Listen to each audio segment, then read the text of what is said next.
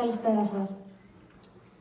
Επιτρέψτε μου να εκφράσω με τη σειρά μου την ειλικρινή μου ευγνωμοσύνη για την πρόσκληση προς την κοσμήτρια, κοσμήτορα, κυρία Τσιτσανούδη και στην εκτελεστική διευθύντρια, κυρία Κουρκουντή, για την αγαστή και ευγενική τους φιλοξενία, καθώς και το Μαλλιότιο Πολιτιστικό Κέντρο και το Πανεπιστήμιο Ιωαννίνων. Ξέρετε, ως ιστορικός και ως παλαιογράφος, αγαπώ πολύ τις λεπτομέρειες και χθες άκουσα στο συνέδριο, πριν από την ομιλία μου, μία λεπτομέρεια που δεν την γνώριζα για το Μαλλιότιο Πολιτιστικό Κέντρο, ότι δηλαδή είναι χτισμένο από πεντελικό μάρμαρο, το ίδιο με εκείνο του Παρθενώνα. Και αυτό δεν είναι μια απλή σύμπτωση, δεν είναι τυχαίο. Είναι βαθιά συμβολικό. Καθώς σήμερα, όπως προαναφέρθηκε, στέκομαι ενώπιόν σας για να σας μιλήσω για αυτό το θέμα, για τα γλυπτά του Παρθενώνα. Θα αναφερθώ σύντομα στην ιστορία, τις εξελίξεις και πρόσφατες επιστροφές θραυσμάτων και τον αγώνα που δίνουμε στην Αυστρία σε συνεργασία με τον Ύφεστο Βιέννης για την αποκατάσταση αυτών των θησαυρών. Αλλά πριν εστιάσουμε στην ουσία της συζήτησης, θα ήθελα να σας ταξιδέψω για μια στιγμή στην όμορφη Βιέννη και σε έναν από τους πιο ιστορικούς, συμβολικούς και εμβληματικούς της δρόμους, την Griechengasse, την οδό των Ελλήνων.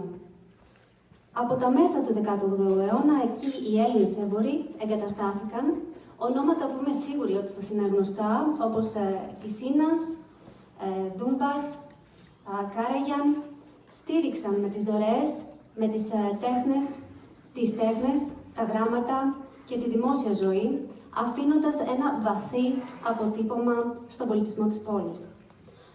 Ανάμεσά τους θα ξεχωρίσω τον Βαρόνο Σίμωνα Σίνα, που το 1858 χρηματοδότησε την ανέγερση της εκκλησίας μας, της Αγίας Τριάδας, σε συνεργασία με τον αρχιτέκτονα που βλέπετε στην διαφάνεια, τον Θέοφιλ Φον Χάνσεν. Να πω εδώ ότι σε αυτό το δίδυμο χρωστάμε δύο από τα πιο μεγαλοπρεπή κτίρια της Ελλάδας, την Ακαδημία των Αθηνών, που αρχικά είχε ονομαστεί και Συναία Ακαδημία, αλλά και το Εθνικό Αστεροσκοπείο. Επίσης διάλεξα τον Σίμωνα Σίνα γιατί προς τιμήν του ο Γιώχαν Στράους, συνέθεσε και την περίφημη Πόλκα των Ελλήνων, την οποία θα ακούσουμε τώρα.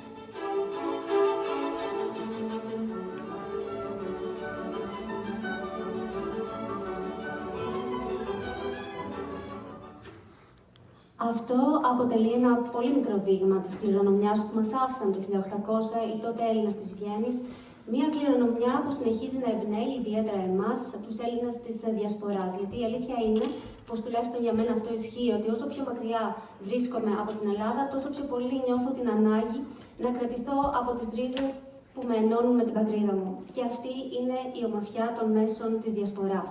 Κρατούν ζωντανό τον παλμό και μεταφέρουν τη σκητάλη του πολιτισμού μας στις επόμενες γενιές. Συνεχίζοντας από τη Βιέννη του 1800, θα περάσουμε τώρα σε ένα από τα πιο σκοτεινά κεφάλαια της πολιτιστικής μας ιστορίας, την αρπαγή των γλυπτών του Παρθενώνου.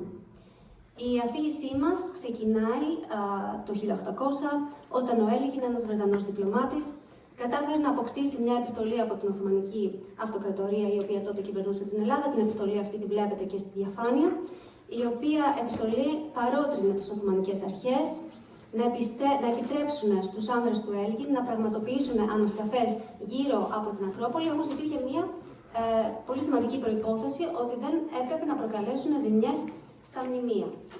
Από το 1801 έως το 1804, οι εργάτες του Έλγιν δούλευαν και αδιάκοπα και ακούραστα, αφαιρώντας τους ανεκτήμητους θησαυρούς από την Ακρόπολη.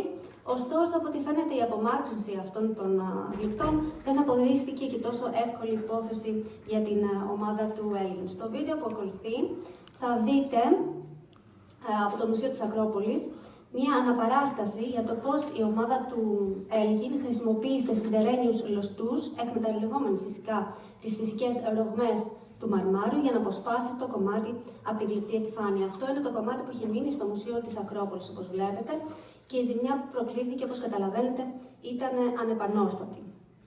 Σήμερα, στο Βρετανικό Μουσείο βρίσκεται το 50% των συνζώμενων γλυπτών, ενώ στην Αθήνα μόλις το 45%. Το υπόλοιπο όμως 5%, και αυτό είναι πολύ ενδιαφέρον, είναι διασκορπισμένο σε διάφορα ευρωπαϊκά μουσεία και αυτό δεν είναι και ιδιαίτερα γνωστό.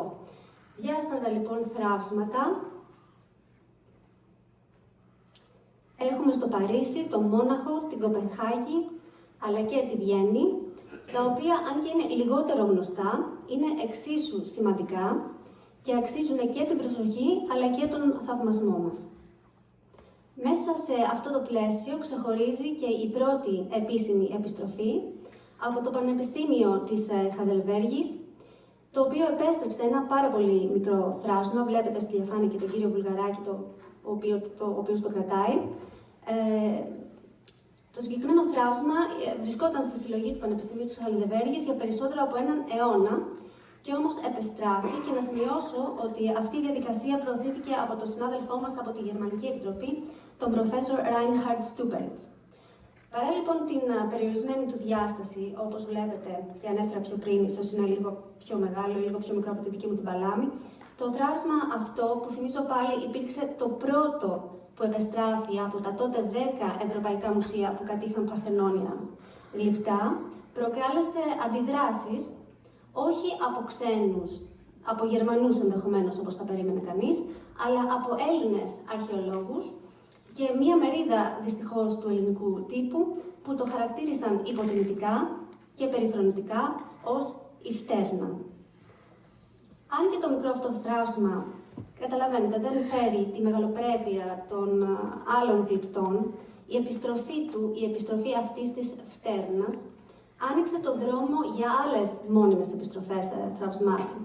Σε αυτές συγκαταλέγονται το γνωστό θράψμα Φέιγκαν, δηλαδή το πόδι της θεάς Αρτέμιδος που είναι καθισμένη σε θρόνο, από το Μουσείο Αντωνίνας Σελήνας στο Παλέρμο της Σικελίας, καθώς και η ιστορική κίνηση του μακαριστού Πάπα Φραγκίσκου να επιστρέψει 3 κομμάτια από τα μουσεία του Βατικανού.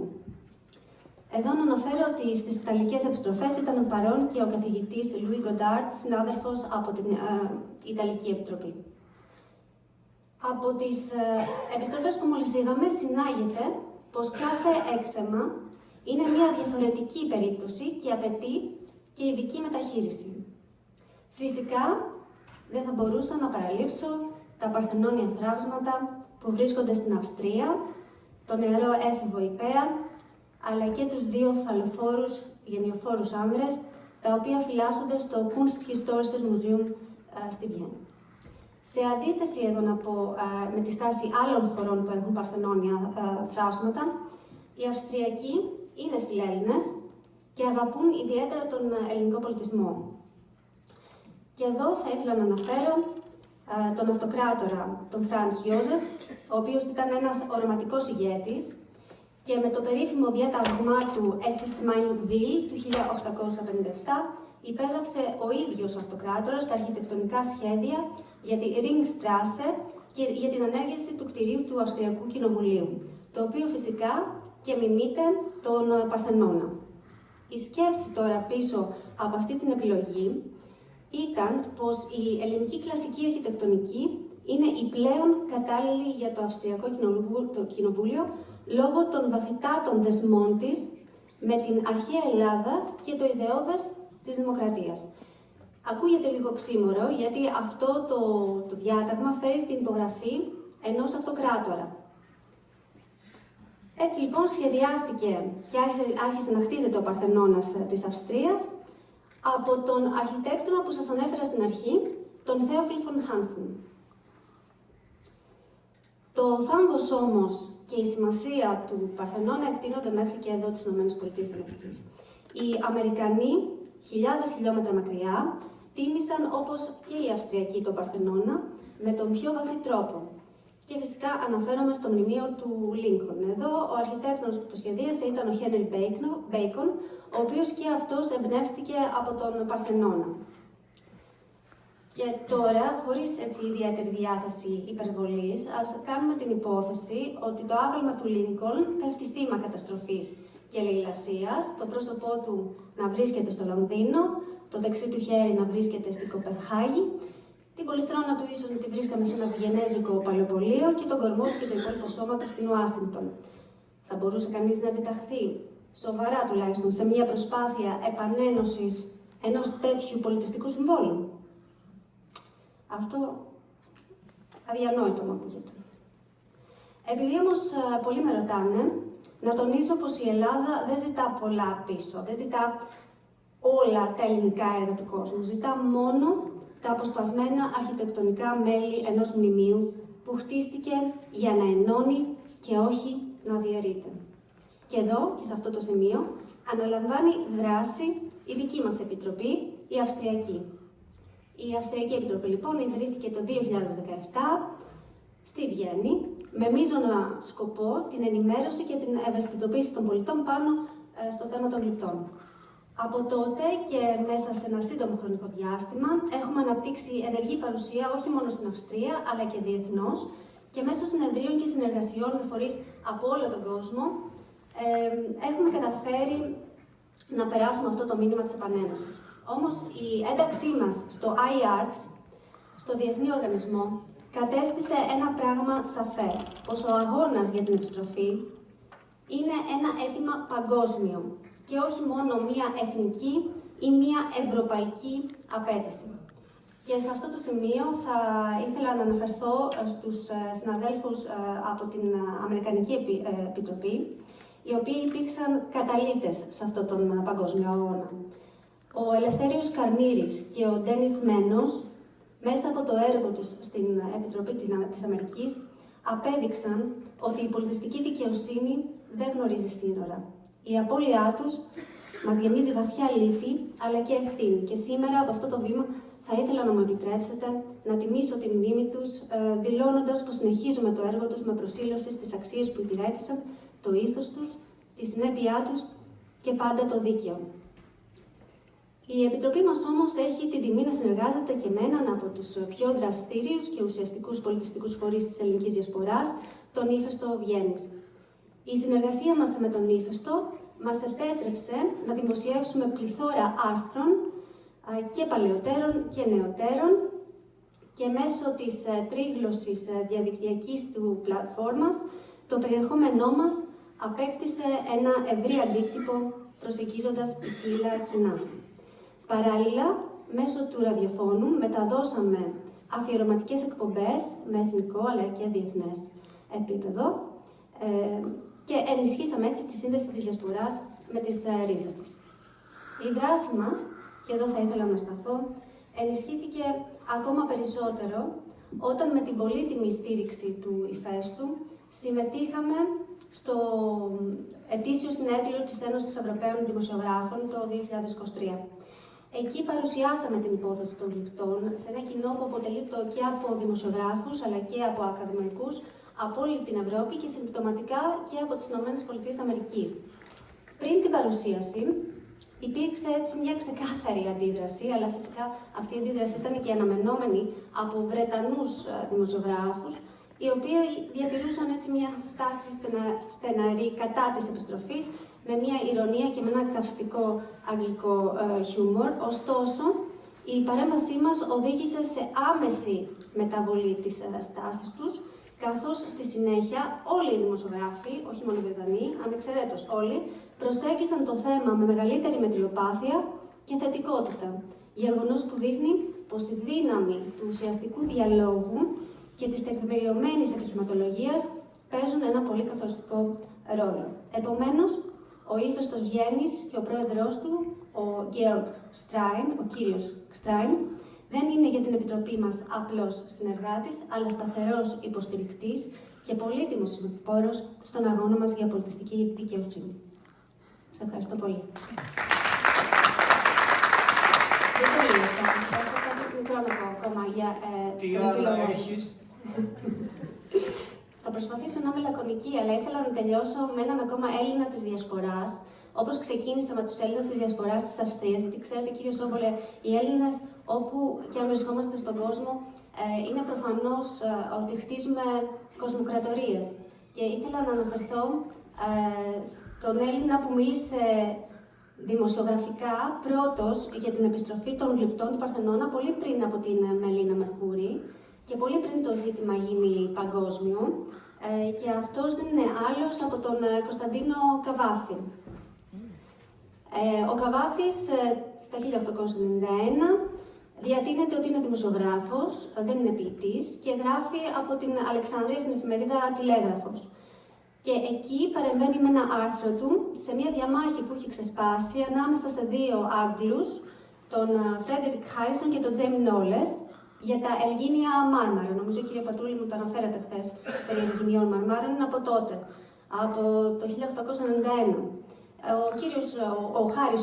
Ο Χάρισον γράφει και υπερασπίζεται τα γλυπτά, ενώ ο Νόλες είναι αντίθετος, είναι εναντίον της επιστροφής. Και μάλιστα περιφρονητικά χαρακτηρίζει τους Έλληνες μικρό πληθυσμό που κατοικεί στα ερείπια, χωρίς κανένα δικαίωμα στα Ελγίνια Μάρμαρα, και μάλιστα αναφέρει πως αν τα δώσουμε στους Έλληνες, ενδέχεται αυτές οι ολιγόβιες ελληνικές κυβερνήσεις να τα πουλήσουν στους Γερμανούς είτε για 1.000.000 λίρες, και αν δεν τα πάρουν οι Γερμανοί, σίγουρα θα τα πουλήσουν στους Αμερικανούς για 2.000.000 λίρες. Ο Καβάφης παρεμβαίνει λοιπόν σε αυτή τη διαμάχη, ειρωνεύεται την υποτιθέμενη αυτή αγορά των γλυπτών από τους Άγγλους, καθώς δεν υπήρξε αγορά, και προειδοποιεί σχεδόν προφητικά ότι θα περάσει πολύς καιρός μέχρι να επιστρέψουν στον τόπο τους. Αναφέρει χαρακτηριστικά πως ο θάνατος κάθε μεγάλης υπόθεσης είναι ηλίθη και επιμένει πως τα γλυπτά πρέπει να μείνουν στη δημόσια μνήμη για να παραμείνουν ζωντανά. Και την ίδια χρονική περίοδο να πω ότι είναι χαρακτηριστικό ότι η Αθήνα δεν ασχολείται καθόλου με τα γλυπτά του Παρθενώνα, ασχολείται τότε με το γλωσσικό ζήτημα. Ενώ ο Καβάφης από την Αλεξάνδρεια της Διασποράς βλέπει πολύ καθαρότερα και μας υπενθυμίζει με δημοσιογραφική αυτή τη φορά διορατικότητα πως ο πολιτισμός μας δεν μετριέται σε λίρες, αλλά σε φως. Και αυτό που ξεκίνησε ο Καβάφης με τη γραφίδα του, καλούμαστε σήμερα να το συνεχίσουμε με τη φωνή, με τη μνήμη, αλλά και με την πίστη μας. Και αν έχουν περάσει πάνω από 2 αιώνες και αν ακόμα μένει το κενό στο Μουσείο της Ακρόπολης, ίσως θα πω εδώ ότι να έχουμε συνηθίσει και την εικόνα αυτών των κατακαιρματισμένων γλυπτών, να υπενθυμίσω όμως ότι δεν τα έχουμε ξεχάσει, γιατί ό,τι χάθηκε στη λύθη το διεκδικούμε με μνήμη και ό,τι θρηματίστηκε εμείς το ενώνουμε με ελπίδα. Σας ευχαριστώ πάρα πολύ για την προσοχή σας και να ζητήσω και συγγνώμη για την υπέρβαση του χρόνου, αλλά παρασύρθηκα. Εντάξει, ενδιαφέροντα ήταν όλα.